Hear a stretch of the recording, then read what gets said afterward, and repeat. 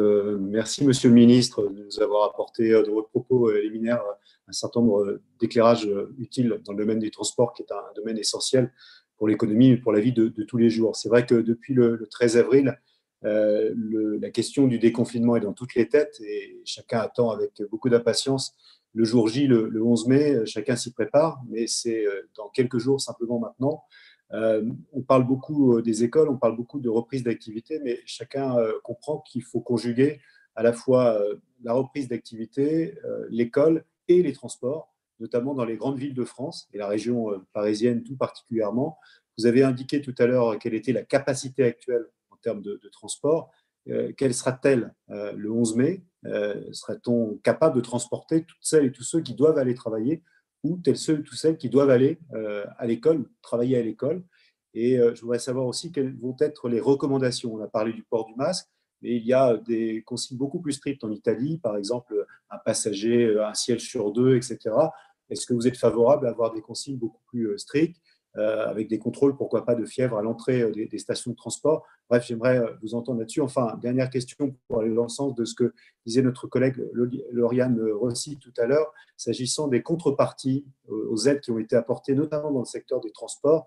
Je pense qu'on ne peut pas se contenter de regarder s'ils appliquent ou pas ce qui est déjà obligatoire, c'est-à-dire la RSE. Il faut vraiment qu'il y ait des contreparties qui vont dans le sens de la trajectoire carbone. C'est le sens d'ailleurs de l'interpellation des participants à la conférence citoyenne pour le climat. Du déconfinement, peut-être rappeler quelques principes. D'abord, le transport scolaire a été cité à de nombreuses reprises. Je rappelle que c'est un élève sur 3 qui, effectivement, aujourd'hui, nécessite les transports scolaires, que c'est donc plus de 4 millions d'élèves par jour, hein. C'est tout à fait considérable, et que nous travaillons en lien avec les services de Jean-Michel Blanquer et sous l'égide du Premier ministre pour organiser, en lien avec les élus, ce transport scolaire. Il est évident que transporter une demi-classe n'est pas tout à fait, ne sollicite pas les transports scolaires de la même façon que de travailler sur des demi-journées. Donc, tout cela est en train d'être vu, analysé et adapté aux besoins précis des collectivités territoriales. Et ce travail fait évidemment l'objet d'un arbitrage interministériel que vous connaissez. Peut-être pour revenir sur la philosophie générale du plan de déconfinement. D'abord, ce que nous voulons faire, c'est adapter le plan de transport à la reprise de certaines activités. Toutes les activités ne redémarreront pas le 11 mai, vous le savez. Je pense notamment à l'industrie du tourisme, à l'hôtel, aux hôtels, à la restauration, au commerce. Et donc, nous aurons un certain nombre d'activités que nous devons accompagner en termes d'offres de transport. L'absolue priorité, l'impératif, c'est bien celui d'avoir des mesures sanitaires qui soient à la hauteur de l'enjeu et de l'impératif sanitaire. Ça passe évidemment par le port du masque, on y reviendra peut-être, ça passe évidemment aussi par l'amélioration drastique des procédures de nettoyage et de désinfection, et nous avons déjà pris des mesures par décret en ce sens.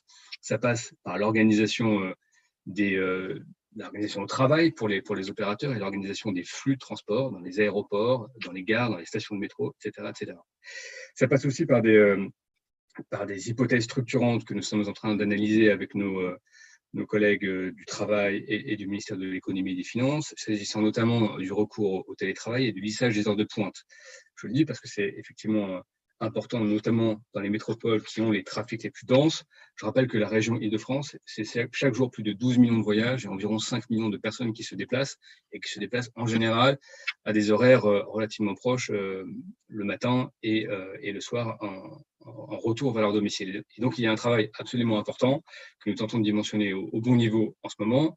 Et nous travaillons également avec la région, notamment la maire de Paris, pour sécuriser les dispositifs relatifs au vélo, parce qu'il y a un vrai engouement. Nous l'avons vu pendant la grève en décembre, et nous attendons, en tout cas, nous nous mettons en possibilité d'accueillir beaucoup de franciliens sur les pistes cyclables à compter du 11 mai. Et je salue à cet égard le travail partenariat qui est mené sous l'égide du préfet Île-de-France en lien avec les services de la région et de Madame la maire de Paris.